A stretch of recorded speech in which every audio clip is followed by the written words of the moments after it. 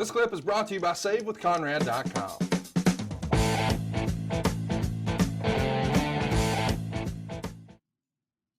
Next month, it's Fully Loaded. The Rock is going to wrestle Triple H in a number one contender strap match. Lord, there's a lot of stipulations here this year.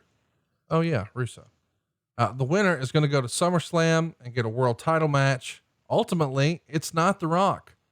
Triple H beats The Rock to earn a title shot in a strap match, 19 minutes and 21 seconds. It gets 3.25 stars. We should mention that The Rock really steals the show with an interview before the match. And this is the era where we saw in the same time frame, Triple H do the old sit down interviews with JR, I guess about a year prior. And now he is sort of trying to separate himself from some of the DX stuff and some of the silliness and become the main event and become the game. And it's interesting that we've got so many guys sort of leveling up here, specifically Hunter and Rock. Maybe Rock beat him there the prior year, but now it feels like it's Hunter's time. Not without a little bit of help. Of course, China's there. And believe it or not, Billy Gunn gets involved. And Rock's going to give Billy Gunn the rock bottom, but that allows Triple H to hit the pedigree. Triple H wins.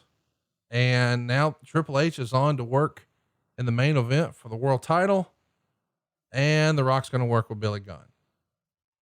Now, Lord knows I'm not disparaging Billy Gunn. Big jacked up dude, great pedigree, great wrestler, etc., etc. But you got to wonder, coming off the heels of the main event of WrestleMania with Steve Austin, and now I'm not in the title picture for SummerSlam. Instead, I've lost at a couple of pay-per-views in a row. And now I'm working with, admittedly, the new king of the ring, Billy Gunn. Does Rock see this as a demotion, or instead does he see it as a vote of confidence of, hey, the office really needs me to help get this guy over as a single? Rock hated it.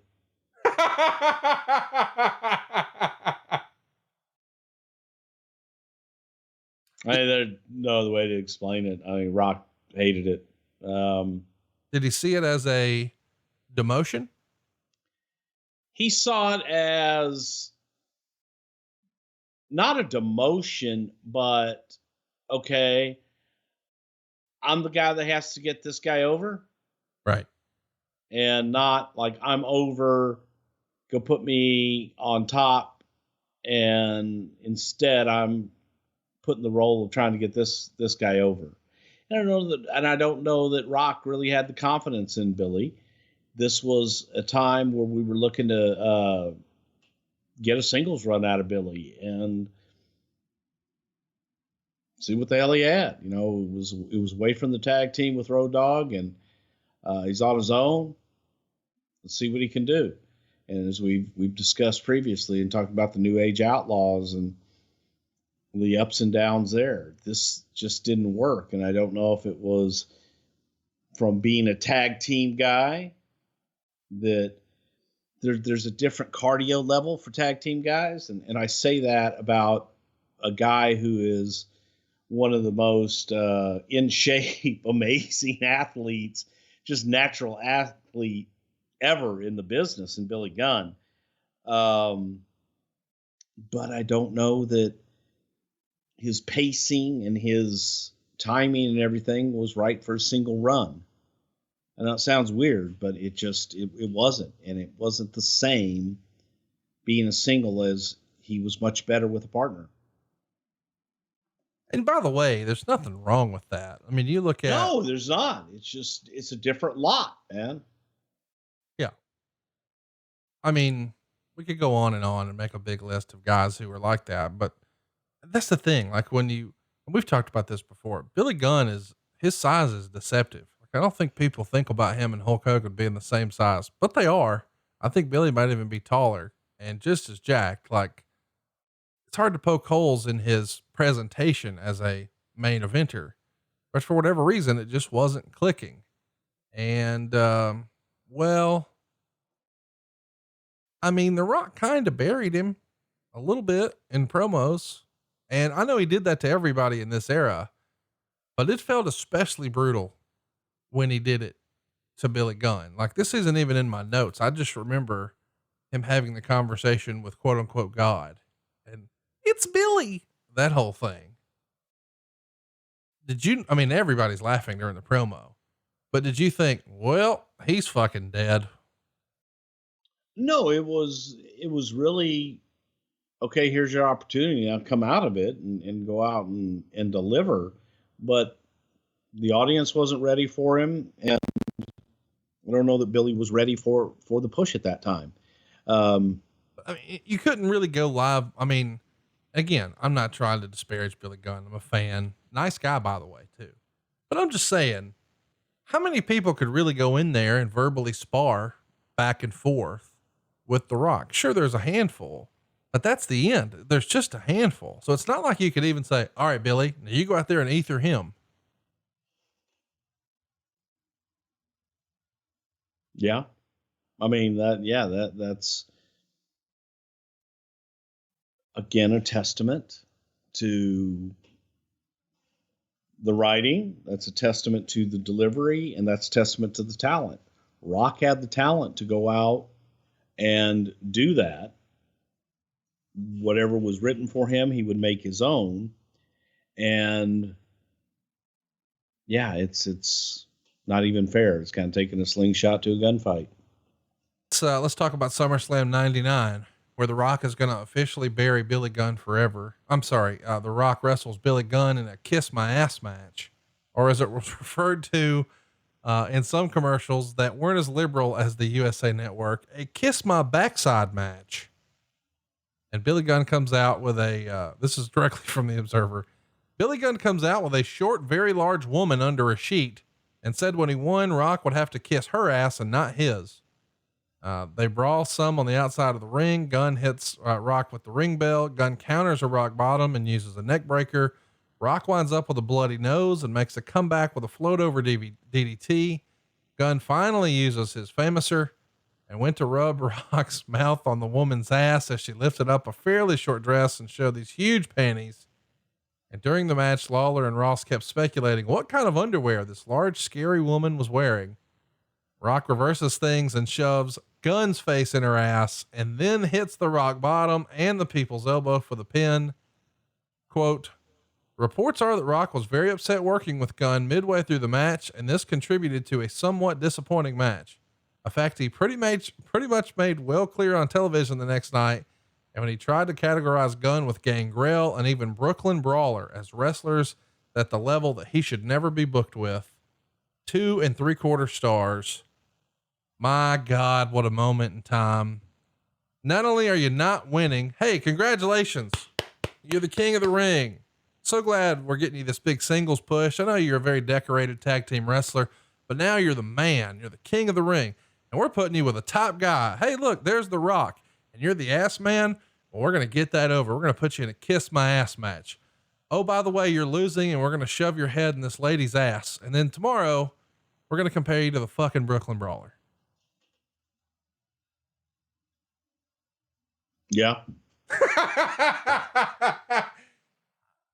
Congratulations. Help me understand how this happens. It didn't work. I mean, it just didn't work. And I think that the confidence in Billy's single run quickly diminished. It wasn't, and it wasn't just this match. It was leading up to it as well. And when you look at the two talents, where are you going to invest? And you're going to invest in Rock. And unfortunately for Billy at that point, that's where it laid. I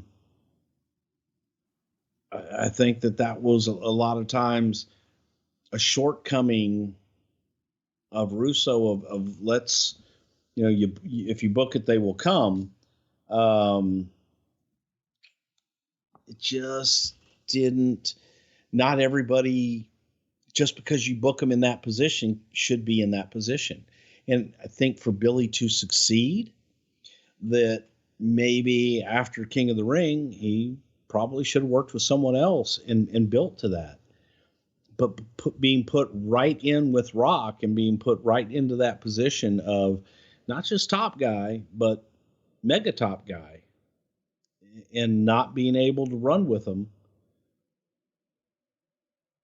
it's It's a tough crowd. Does Vince have his own opinion? I mean, does Vince form the opinion all on his own? I mean, as to who's the top guy and who's not, or does he have guys that are sort of in his cabinet, if you will, and say, oh man, this guy, this, or that guy, that? Can he be influenced? I guess my question is, clearly he saw something in Billy Gunn, or we wouldn't have gotten this far. When Rock comes back through the curtain, is he in Vince's ear say, God damn it, don't fucking make me do this again. The guy bloodied my nose. The match fucking sucked. I shouldn't be working with him.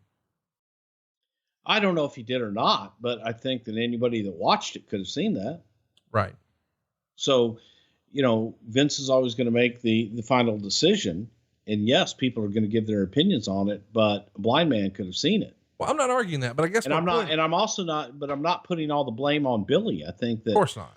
A lot of it goes to the booking, and a lot of it goes to the creative from the standpoint of, could we have done this differently? And the answer is yes. And we should have taken Billy and built him and taken our time with it before just saying, all right, Billy's going to be a single. He's going to be Mr. Ass. We're going to give him a push, but by God, let's put him in there with the top guy right away. And now you're automatically comparing him to, number 1A and 1B in the company. I think he had a little bit more growing to do to be put in that position. So it's poor booking on our part. I guess what I'm fascinated by is, anybody could see that watching the match. Why didn't we think that about The Rock when he had a bad match with The Undertaker? I guess that's my point. The Rock can go have a bad match with The Undertaker and it's like, oh, well, those guys just don't click. But when The Rock and Undertaker had proven themselves previously with a lot of other people. But Billy Gunn had as a tag wrestler for over a decade. As a tag wrestler, not as a single. No. Not over a decade. Absolutely but a long not. Time. Okay. Absolutely not. And even after that proved that, maybe he's better off in a tag.